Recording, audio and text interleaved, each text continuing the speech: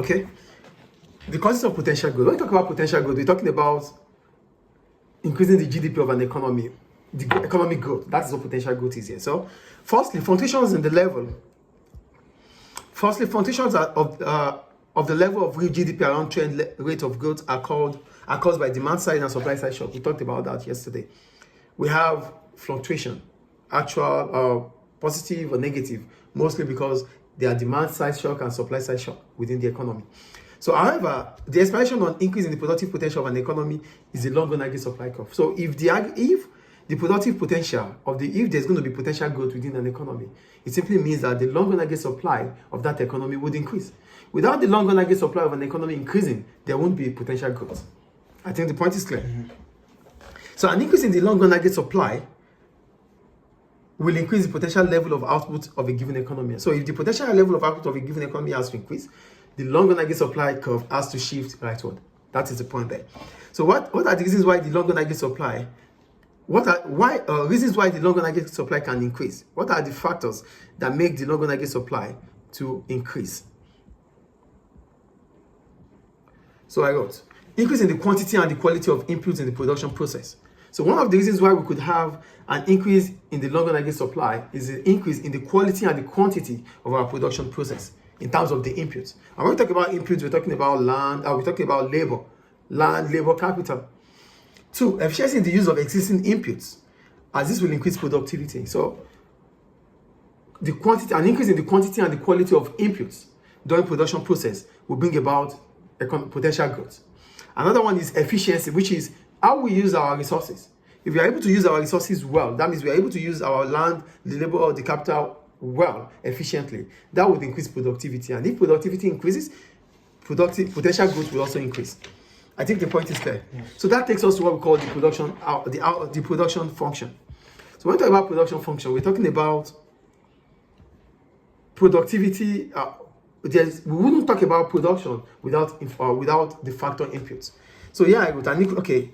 So that means output is a function of land, labor, capital, technical process, and efficiency. So if production has to function, we need all inputs to be intact.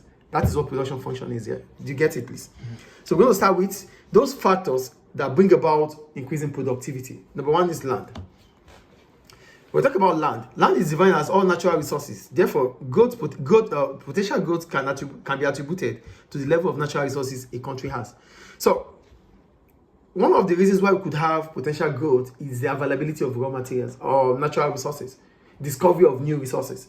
So, a country can really rely on its natural resources for its potential growth. So, they made the example of Saudi Arabia here. Just imagine Saudi Arabia doesn't have natural resources. It will be a developing country that is trying to survive. But with natural resources, it's a developed economy. Do you understand? So that is about land. So land is not just the land. Anything on land is land. So the availability of natural resources helps the growth potential of an economy. That's about land. I think it's clear. The second one is labor. So when we talk about labor, we're talking about human effort, physically or mentally, that helps in the production of goods and services. So here I go. The economic growth is likely to occur if there is either an increase in the quantity of workers in the economy, or there's an increase in the quality of workers. So when we talk about the quantity and quality of workers, because it's about labor, which is physical and mental effort that helps in the production of goods and services. So we need quality based on intellect, human capital, and we also need quantity to increase output. So both quantity of labor and quality of labor would increase output, but quality would increase output more than quantity. So here I wrote, the following are the ways in which the quantity of labor can be increased in a given economy. We're talking about increasing the productive potential, or we're talking about potential growth. For potential growth to increase, we need land, natural resources, done. We need labor, which is the physical and mental effort in the course of production, in the production process. Now, the quality and the quantity are important. So we need to talk about the quantity. So how will the quantity of labor increase? And if it increases, as soon as it increases the potential growth of an economy. So what are the ways in which the quantity of labor can increase? The first one is growth in the size of the labor force.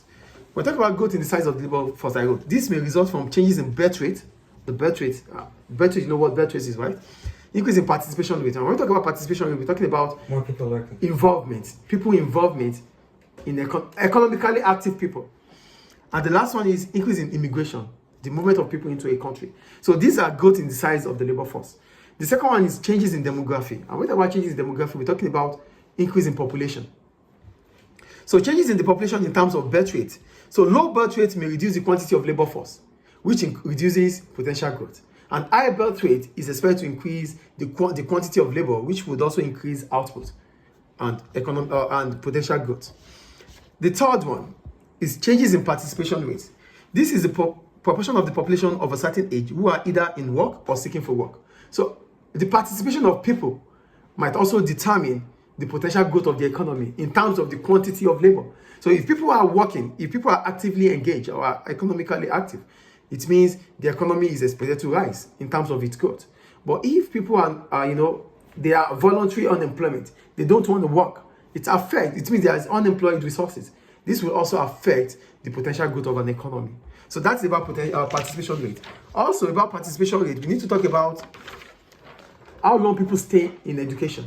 So if people stay longer in education, it means they won't be able to participate in the workforce. And that also affects the potential growth of the economy. And the last one is about women participation. So how much more, the numbers of women that are participating in the economy, that are economically active, can also increase the potential growth of an economy. I think participation rate is clear. Mm-hmm. Is it clear, please? Yes. So the next one is immigration. And when we talk about immigration, we're talking about the movement of people in and out of a country, right? Mm-hmm. So a faster way to increase the labor force is to employ migrant workers. So when you employ more migrant workers, it increases the supply of labor. And if the supply of labor is increasing, the numbers of work, the quantity of workers will increase.